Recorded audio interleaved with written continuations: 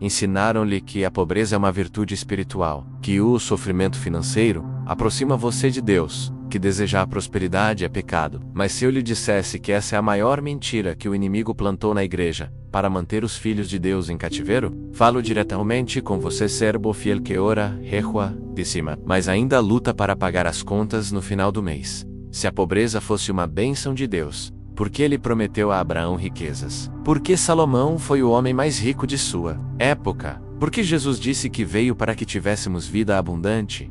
A verdade é que o problema nunca foi sua falta de fé. O problema é que você foi ensinado a pensar como os 99% que vivem em escassez, em vez de pensar como o 1% que vive na mentalidade de abundância que Deus sempre quis para seus filhos. Você não é recompensado apenas por sua oração. Você é recompensado por alinhar sua mente com os princípios de prosperidade que Deus estabeleceu desde a fundação do mundo. Sem esse alinhamento, um cristão, por mais devoto que seja, permanece preso no ciclo da necessidade. Trabalhar, orar, esperar, trabalhar mais, orar mais, mas nunca experimentar a plenitude que Deus prometeu. Você acredita que está sendo fiel, mas a realidade é que está vivendo abaixo do padrão celestial, simplesmente porque nunca aprendeu a pensar como um filho do rei. Esta busca desesperada por sobrevivência, por apenas conseguir pagar as contas, não é o plano de Deus para a sua vida. Ela leva a um único destino: a mediocridade espiritual e financeira. E isso não é humildade, é uma negação da herança que Cristo conquistou para você na cruz. Então, antes de revelar exatamente como quebrar essa mentalidade de escassez para sempre, quero que você faça algo por mim. Se alguma parte desta mensagem tocou seu coração, comente aqui embaixo: eu sou filho do rei. Curta este vídeo para que esta palavra alcance mais pessoas que precisam ser libertas dessa mentalidade de pobreza. E o mais importante, fique até o final. A revelação que tenho para você não é apenas um ensinamento, é a chave que pode transformar completamente sua vida financeira e espiritual. Eu já estive onde você está. Acreditava que ser pobre me fazia mais santo, que lutar financeiramente era uma forma de carregar minha cruz. Mas a verdade é que Deus não se agrada da nossa miséria. Ele se agrada quando seus filhos prosperam e usam essa prosperidade para expandir o reino. Os grandes homens de Deus na Bíblia não eram pobres por acaso. Eles entenderam os princípios espirituais da prosperidade e se alinharam com a mentalidade do Criador. E se você nunca descobriu esses princípios para a sua vida, então está vivendo segundo as tradições dos homens, não segundo a palavra de Deus.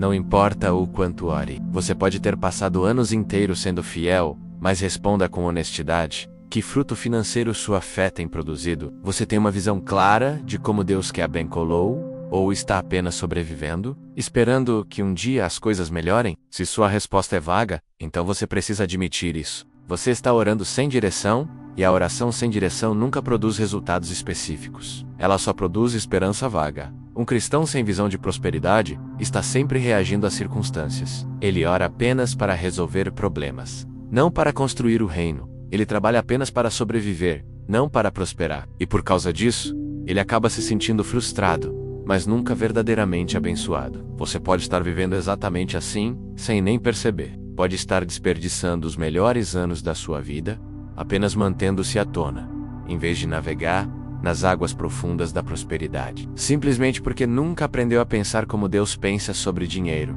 Estou falando com você não para condená-lo, mas para libertá-lo. Você não está errado por desejar prosperidade, mas estaria errado em continuar aceitando a mediocridade, como se fosse a vontade de Deus. Se você não tem uma visão clara de como Deus quer abençoá-lo financeiramente, se não tem uma estratégia baseada na palavra para prosperar, todos os seus esforços se tornarão nada mais que trabalho religioso. Você se sentirá ocupado, será elogiado pela sua dedicação, mas não experimentará abundância. E a verdade mais dolorosa não é a pobreza. É descobrir que você passou anos aceitando menos do que Deus queria lhe dar, sem a coragem de crer nas promessas de prosperidade. A multidão religiosa admira a pobreza, mas o reino de Deus opera na abundância. O reino pertence àqueles que ousam crer que Deus é um pai generoso que quer abençoar seus filhos abundantemente. Pessoas assim não vivem na mentalidade de escassez. Elas não competem por migalhas. Elas vivem com a certeza de que servem ao Deus que possui o gado de 1000 colinas, que criou o ouro e a prata, que prometeu suprir todas as suas necessidades, segundo suas riquezas na glória. Você não está faltando fé. Você está faltando uma mentalidade renovada, que alinhe seus pensamentos com os pensamentos de Deus sobre prosperidade. Você não precisa orar mais. Você precisa pensar diferente. Você não precisa jejuar mais. Você precisa renovar sua mente com a verdade sobre a prosperidade bíblica, de Abraão a Salomão, de José a Daniel. Aprendi uma coisa: eles não vivem com mentalidade de escassez, eles viviam com mentalidade de abundância. Eles não esperavam por milagres, eles aplicavam princípios, e não faziam mais que os outros, espiritualmente. Eles pensavam de acordo com a natureza de Deus, não de acordo com as tradições religiosas, porque entenderam que Deus é um Deus de abundância, não de escassez. Pode começar com uma única declaração baseada em Filipenses 4:19.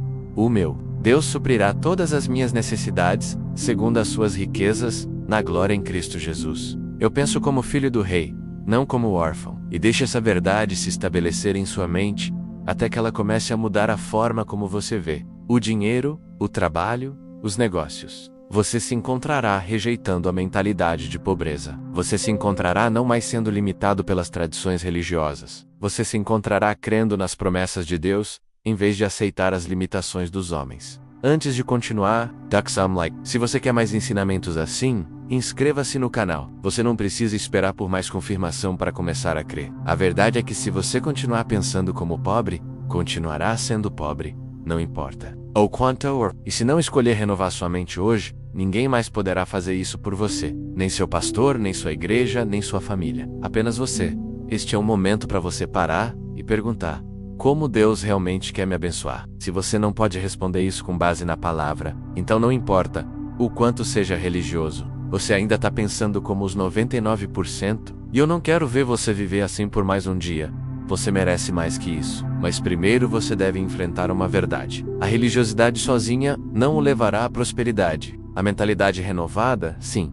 Se você nunca estudou as promessas de prosperidade na Bíblia, não se surpreenda quando for constantemente limitado por pensamentos de escassez. Não se pergunte por que é facilmente desencorajado, facilmente convencido de que não é para você, pelos comentários de pessoas que também vivem em limitação. Quando não há uma base bíblica sólida sobre prosperidade, sua vida funcionará como uma casa sem fundação, instável, facilmente abalada por qualquer vento de doutrina que ensine pobreza como virtude. E a pior parte é que você ainda pode acreditar que está sendo humilde. Estou dizendo isso não para fazer você se sentir culpado, mas para lembrar-lo de uma verdade que você esqueceu. Você é filho do Rei dos Reis, herdeiro de todas as promessas, destinado a prosperar e ser cabeça, não cauda. Você não precisa esperar que alguém lhe dê permissão para prosperar. Você não precisa que ninguém confirme que Deus quer abençoá-lo, porque a palavra já confirmou isso centenas de vezes. Mas para isso você precisa de uma base sólida, uma compreensão bíblica da prosperidade escrita claramente como uma confissão de fé. Os grandes homens de Deus chamaram isso de confissão positiva, baseada na palavra. Eles não apenas mencionaram como um conceito, eles viveram isso, confessaram isso, não apenas pensaram na cabeça, não apenas disseram casualmente, mas declararam com fé. Então, toda manhã, ao acordar, eles confessavam as promessas de Deus. Toda noite antes de dormir, eles declaravam novamente, não para se sentirem bem, mas para programar a mente com a verdade de Deus, porque nada pode ser estabelecido se não foi confessado. E a mente não obedece a desejos vagos ou sonhos sem base. Ela obedece a declarações claras, repetidas com fé, por tempo suficiente. Quero que você entenda isso. Se você não tem uma confissão baseada na palavra sobre prosperidade, você não está construindo fé. Você está reagindo às circunstâncias. Você ora, fica ocupado, mantém sua religiosidade, pode parecer que está crescendo espiritualmente, mas na verdade, está sendo levado pela corrente da tradição religiosa. Você se desanima facilmente com cada conta que chega, porque não tem uma âncora na palavra. Você se abala com cada crise financeira, porque não tem um fundamento sólido. Você aceita a mediocridade todos os dias, mas não constrói prosperidade. Isso não é viver pela fé. Isso é sobrevivência disfarçada de espiritualidade. E eu vi cristãos dedicados, fiéis e perseverantes, que passaram a vida inteira presos no mesmo nível financeiro, simplesmente porque nunca confessaram uma única promessa definitiva sobre prosperidade. Essas confissões não são para pendurar na parede. Elas devem ser declaradas com sua própria voz, para que você possa ver o quão sério realmente é seu alinhamento com a vontade de Deus, porque você não pode enganar sua própria fé. Você não pode fingir convicção. Você só pode se convencer por meio de confissão implacável baseada na palavra. Se você hesita em confessar prosperidade, não é porque não está pronto. É porque ninguém nunca lhe mostrou que declarar as promessas de Deus não é presunção. É obediência à palavra. Você não pode deixar o amanhã chegar e então esperar por outro sinal, outro ensinamento, outra unção para começar a crer. Cada vez que você adia confessar as promessas de prosperidade, você está rejeitando a herança que Cristo conquistou para você. E ninguém pode reivindicar essa herança por você, porque ninguém mais tem sua fé, sua boca, seus sonhos, seu chamado único. Você pode dizer: ainda não sei ao certo como Deus quer me abençoar. Mas é exatamente por isso que você precisa confessar. Você não confessa porque já está claro. Você confessa para que se torne claro. Confessar é um ato de alinhar seus pensamentos com os pensamentos de Deus, como se estivesse sintonizando sua mente na frequência do céu. E se o que você confessar hoje não for eloquente, não for completo, não for profundo, tudo bem. O que você precisa não é uma confissão perfeita. O que você precisa é um começo real, declarado com fé e compromisso. Ainda não estou claro, mas ficarei claro através da palavra. E com esse único ato de confissão, você já se separou dos 99%, aqueles que desejam, mas nunca declaram.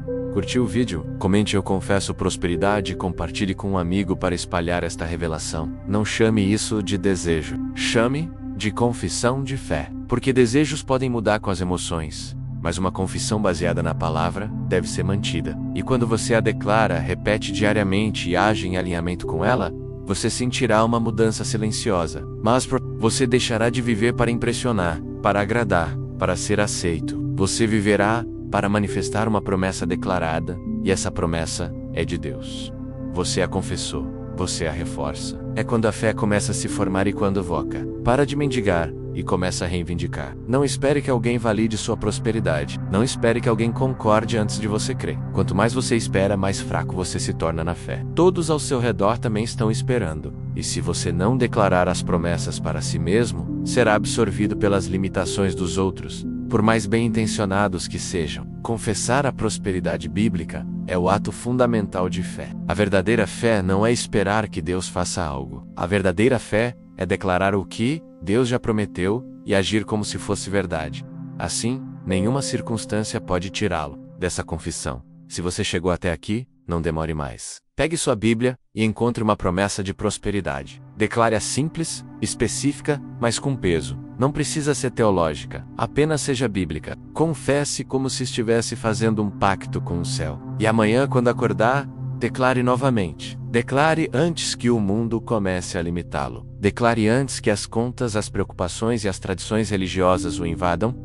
À noite, declare mais uma vez. Declare como alguém que está estabelecendo, construindo a base da sua prosperidade no espírito. E se você fizer isso consistentemente, notará algo sobrenatural. O que é limitante começará a perder poder. As pessoas negativas se afastarão, e o que permanecerá será o caminho da bênção que Deus preparou para você. Você não precisa que alguém trace o caminho da prosperidade. Você só precisa da coragem para confessar sua própria promessa. E essa promessa começará a guiá-lo além de qualquer coisa que você achava possível.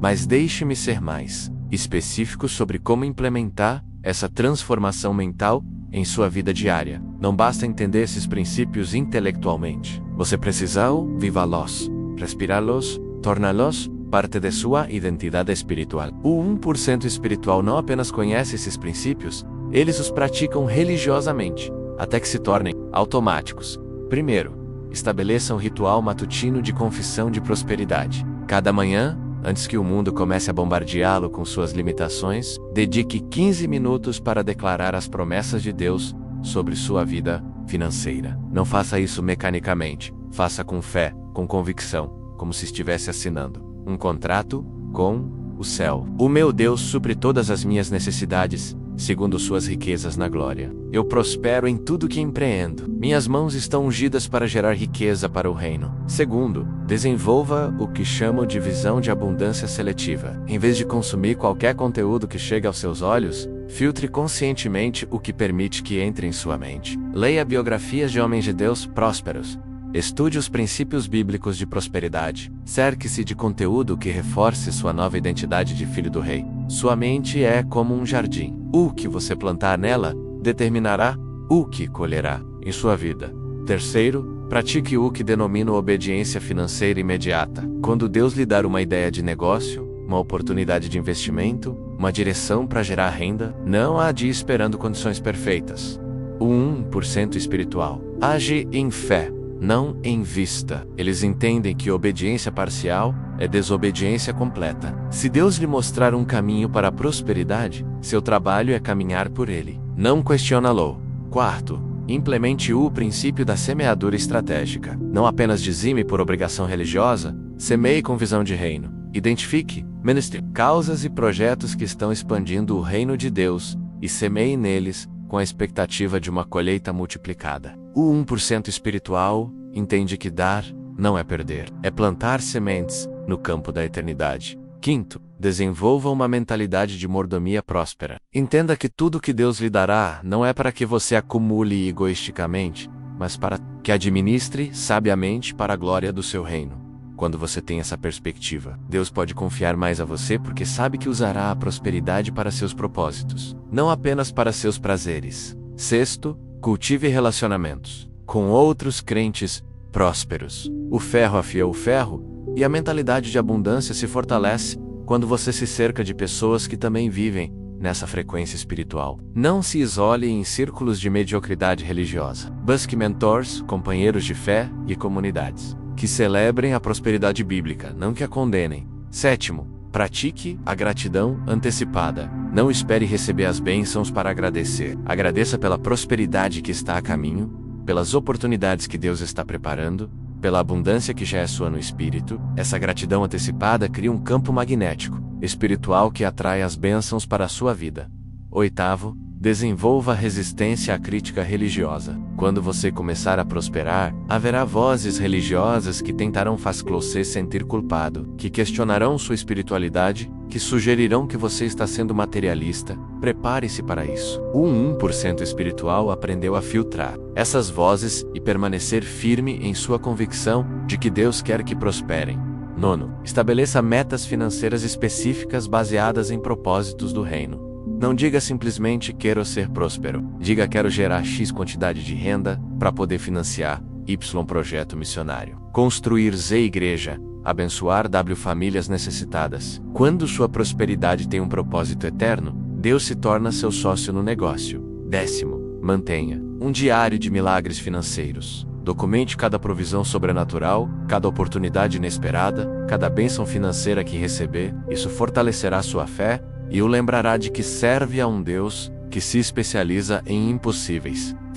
Quando vierem tempos difíceis, você poderá reler esses testemunhos e lembrar que Deus é fiel. Transformação de uma mentalidade de escassez para uma mentalidade de abundância não acontece da noite para o dia, mas acontece cada dia que você praticar esses princípios, cada manhã que confessar prosperidade, cada decisão que tomar baseada em fé e não em medo, estará reprogramando sua mente para pensar como 1% espiritual.